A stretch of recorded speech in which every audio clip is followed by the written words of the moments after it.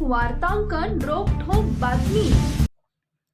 नाशिकच्या भोंदूबाबा अशोक खरात प्रकरणानं संपूर्ण महाराष्ट्र हादरला असतानाच आता या प्रकरणात शिवप्रतिष्ठानचे संस्थापक संभाजी भिडे गुरुजी यांनी अत्यंत प्रखर शब्दात आपली प्रतिक्रिया नोंदवली आहे। अशोक खरातला मारून टाकून मोकळं व्हावं, या प्रकरणावर चर्चा सुद्धा करू नये अशा कडक शब्दात भिडे गुरुजींनी प्रतिक्रिया दिली आहे। खरातच्या कृत्यांचे एकामागून एक प्रकरण समोर येत असतानाच भिडे गुरुजींच्या विधानानं आता नव्या चर्चेला तोंड फुटलंय।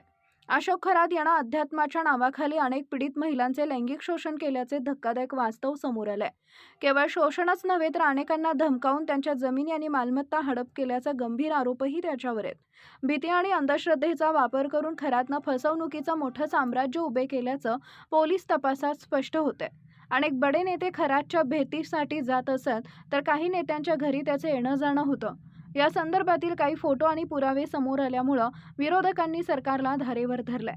राजकीय वरदहस्तामुळेच खरात इतका मोकाट वागत होता का, असा सवाल आता विरोधकांकडून विचारला जातोय। अशोक खरात यांना आपल्या अंकशास्त्राच्या जोरावर अनेकांना भुरळ घातली होती, मात्र प्रत्यक्षात तो 10वीच्या परीक्षेत गणित विषयात नापास झाला होता। वावी येथील रयत शिक्षण संस्थेच्या शाळेत शिकत असताना त्याचं वर्तन अत्यंत वादग्रस्त होतं। या प्रकरणावर भाष्य करताना संभाजी भिडे गुरुजी यांनी अशा प्रवृत्तींना समाजात स्थान असता कामा नये अशी भूमिका घेतली। अशा गुन्हेगारांवर वेळ घालवून चर्चा करण्यापेक्षा त्यांना कायमस्वरूपी संपवून टाकणं हाच एकमेव मार्ग असल्याचं त्यांनी म्हटलंय। दरम्यान अशोक खरातच्या विरोधात आता समाजमान आक्रमक झाला असून पीडितांना न्याय मिळवून देण्यासाठी विविध सामाजिक संघटनांनी एल्गार पुकारलाय।